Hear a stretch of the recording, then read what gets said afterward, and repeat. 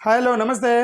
నాకు ఒక news clip ఒకటి చూశాను. అది మీకు చదవాలనిపించింది, చదువుతున్నాను. ఇది హిందుస్థాన్ టైమ్స్లో వచ్చినటువంటి ఒక న్యూస్. హిందుస్థాన్ టైమ్స్లో వచ్చిన న్యూస్ ఇది. ఇది అక్టోబర్ 17 అంటే ఈరోజు 20 ఒక 2-3 డేస్ క్రితం పబ్లిష్ అయినటువంటిది ఒక క్లిప్ ఇది. ఇదేంటంటే ఉత్తరప్రదేశ్లో ఇదే రిలీజియస్ కన్వర్షన్స్ మీద, రిలీజియస్ అంటే యాంటీ కన్వర్షన్ లా ఉంది ఉత్తరప్రదేశ్లో. సో చాలామంది పాస్టర్లు, క్రిస్టియన్స్, మేబీ బిషప్లు ఎవరెవరి మీద కేసులు పెట్టుంటారు. ఓకే, ఫోర్స్బుల్ కన్వర్షన్ చేస్తున్నారని చెప్పి కేసులు పెట్టారట. ఆ ఎఫ్ఐఆర్లు మొత్తం సుప్రీంకోర్టుకి వెళ్ళాయి. సుప్రీంకోర్టు ఒక జడ్జిమెంట్ ఇచ్చింది. అదేంటంటే లా అనేది, చట్టం అనేది ఇన్నోసెన్స్ని హెరాస్ చేయడానికి వాడకూడదు, దానికి ఒక ఆయుధంగా మీరు వాడకూడదు అని ఒక స్టేట్మెంట్ ఇచ్చి, ఒక జడ్జిమెంట్ ఇచ్చి చాలా ఎఫ్ఐఆర్లు కొట్టేసింది. అంటే అర్థం ఏంటి? ఫోర్స్బుల్ కన్వర్షన్ చేశారని చెప్పి ఎవరెవరి మీద ఎఫ్ఐఆర్లు పెడితే అవి సుప్రీంకోర్టుకి వెళ్తే కొట్టేసింది సుప్రీంకోర్టు. ఇది ఇలాంటి ఎఫ్ఐఆర్లు పెడితే మీరు ఇన్నోసెన్స్కి అన్యాయం చేసినట్టే. ఇది యాక్చువల్గా అది లోపలికి వెళ్ళి చూద్దాము. ఇవి నాకు ఇప్పటికీ అర్థం కాలేదంటే చాలా రాష్ట్రాల్లో కూడా యాంటీ కన్వర్షన్ లాస్ వేశారు. ఓకే, యాంటీ కన్వర్షన్ లా వేసి వాళ్ళు ఏం చెప్తారు, బలవంత మత మార్పిడి చేస్తున్నారు అనేది మేజర్ ఎలిగేషన్. రాష్ట్రాల్లో చేశారు మేజర్ ఎలిగేషన్, బలవంత మత మార్పిడి చేస్తారు. కొన్ని అయితే మాస్ కన్వర్షన్ అంటున్నారు. మాస్ కన్వర్షన్, బలవంతంగా వేల మందిని కన్వర్ట్ చేస్తున్నారు. ఒక పాస్టరు లేదంటే ఒక బిషప్ అంతమందిని ఎలా బలవంతం చేసి కన్వర్షన్ చేయగలరు? వాళ్ళ ఇంట్రెస్ట్ లేకుండా, వాళ్ళకి ఇష్టం లేకుండా ఎలా చేయగలరు? కాబట్టి అంటే వీళ్ళు యాంటీ కన్వర్షన్ లా వేసినప్పుడు ఏ చట్టమైనా సరే, ఏ రాష్ట్రమైనా సరే, అసలు బలవంతము అంటే ఏంటి అనే దానికి ఇంతవరకు డెఫినేషన్ ఇవ్వాలి. వీళ్ళు బలవంతంగా మత మార్పిడి అని అంటున్నారు, కానీ బలవంతం అంటే ఏంటి అనే దానికి డెఫినేషన్ ఇవ్వాలి ఏ రాష్ట్రం కూడా. అదే చెప్తారు, ఏదో ఒక పాస్టరు 1000 మందిని బలవంతం మత మార్పిడి చేశారంటారు. అతను ఎలా చేస్తాడు? ఒక్కడు 100,000 మందిని చేయలేరు కదా. ఒక వ్యక్తి ఒక అతన్ని బలవంతం చేసి మతం మార్చుకోవా, బెదిరించితే, బ్లాక్మెయిల్ చేస్తే, లేదా కొడతానంటే, లేదంటే గన్ పాయింట్ దగ్గర, అవి బలవంతం కదా. ఒక పాస్టర్ 1000 మందిని ఎలా బలవంతం మత మార్పిడి చేస్తాడు? ఇవన్నీ కూడా ఏంటంటే కొన్ని డిఫైనింగ్, ఇవన్నీ డిఫైన్ చేయకుండా పెట్టిన కేసులు ఇవన్నీ.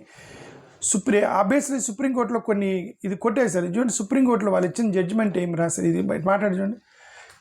Criminal law cannot B a tool to harass innocent citizens. Supreme Court on Friday quashed several FIRs registered at Fatehpur district of Uttar Pradesh over alleged offense of mass releases conversion of Hindu into Christianity. హిందువుల్ని చాలామందిని mass conversion చేస్తున్నారు క్రిస్టియానిటీలోకి అని ఎఫ్ఐఆర్లు పెట్టారు, police కేసులు పెట్టారు ఉత్తరప్రదేశ్ ఫతేపూర్లో.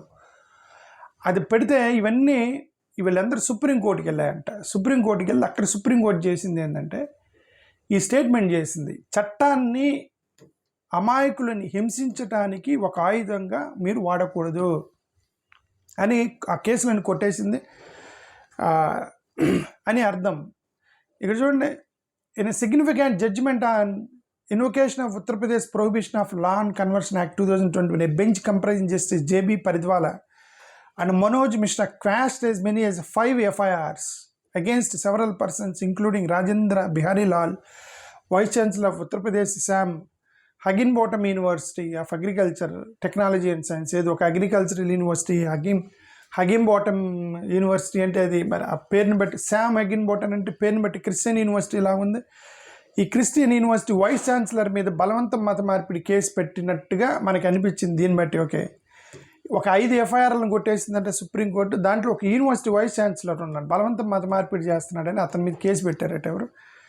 వాళ్ళకి anti conversion law ఉంది కాబట్టి. ఓకే, ఇప్పుడు అది కొట్టేసి దాంతోపాటు ఇంకొక 4-5 ఎఫ్ఐఆర్లు కొట్టేస్తూ సుప్రీంకోర్టు చేసిన స్టేట్మెంట్ ఇది. 188 పేజీల జడ్జిమెంట్ ఇచ్చారు.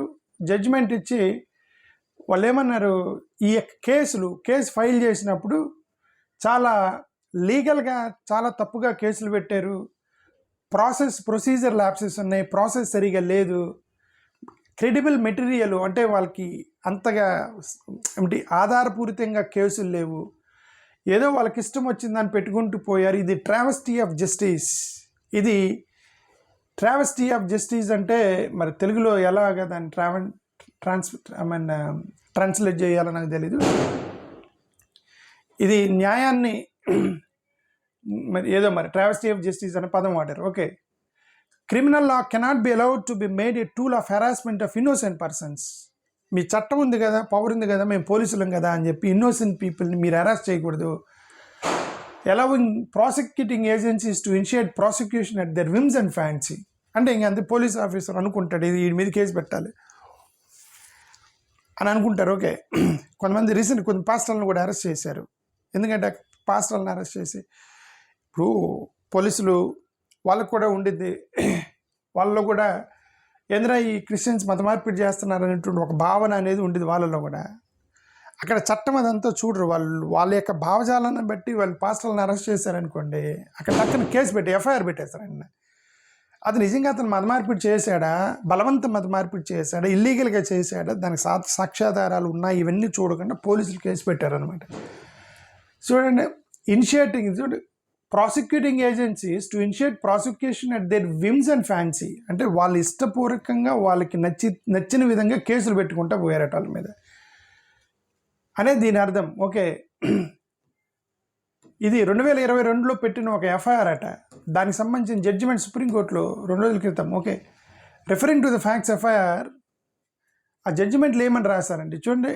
It was not open to the police to overcome the difficulty by getting persons with vested interest to make complaints regarding the same alleged incident after a considerable delay, thereafter initiate a fresh round of investigation against largely the same set of accused persons. Unfortunately, this is the only impression which the material on record has left on us. అంటే అర్థం, ఒక case పెట్టారు, ఆ case మీద అతన్ని arrest చేశారు, అతని మీద ఎఫ్ఐఆర్ పెట్టారు.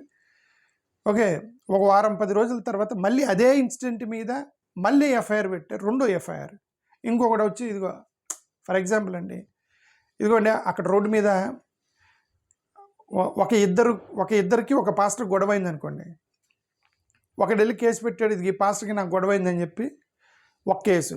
వారం తర్వాత రెండో వాడు వెళ్ళి మళ్ళీ అదే ఇన్సిడెంట్ మీద కేసు పెడితే మళ్ళీ రెండో ఎఫ్ఐఆర్ పెట్టి ఇన్సిడెంట్ సేమ్ మల్టిపుల్ ఎఫ్ఐఆర్స్ పెట్టారనమాట.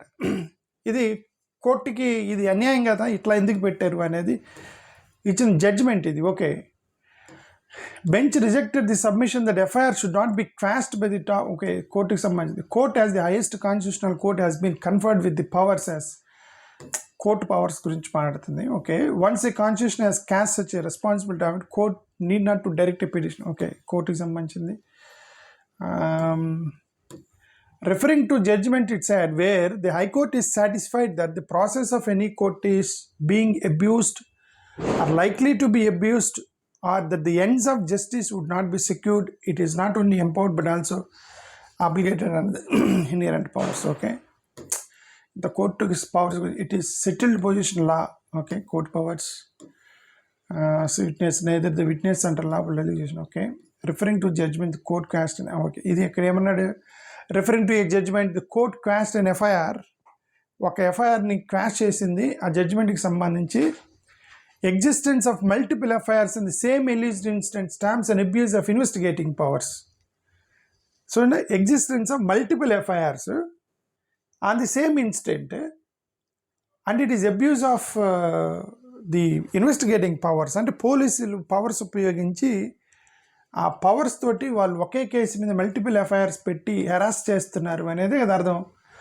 Undermines the fairness of the investigative process and expose the accused to unwarranted harassment.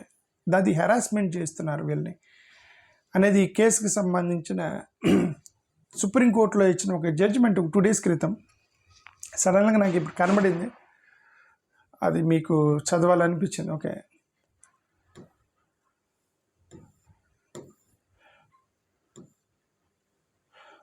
the allegation ఏంటంటే, it was alleged that the Hindus were put under influence, coercion, lured through fraud and the promise of easy money. Okay, offences and section అదే వీళ్ళు పెట్టిన case ఏంటంటే influence మీద convert చేశారు, coercion అంటే బలవంతంగా చేశారు, lewd through fraud and promise off easy money, ఈజీగా డబ్బులు ఇస్తామని చెప్పి మత మార్పిడి చేశారు అని ఇట్లాంటి సెక్షన్స్ పెట్టారనమాట. ఆ ఎలిగేషన్స్ మీద కేసు పెట్టారు. కేసు పెడితే అల్టిమేట్గా సుప్రీంకోర్టు కేసులన్నీ కొట్టేసింది. Ultimately what they says that మీ పవర్ని వాడి ఇలాంటి కేసులు పెట్టడం అనేది కరెక్ట్ కాదు. చట్టాన్ని అమాయకులని హింసించటానికి ఒక సాధనంగా, ఆయుధంగా మీరు వాడటం అనేది కరెక్ట్ కాదు అనేది ఒక జడ్జిమెంట్ ఇచ్చిన సుప్రీంకోర్టు జడ్జిమెంట్. ఓకే, ఇది నాకు జస్ట్ కనిపించింది.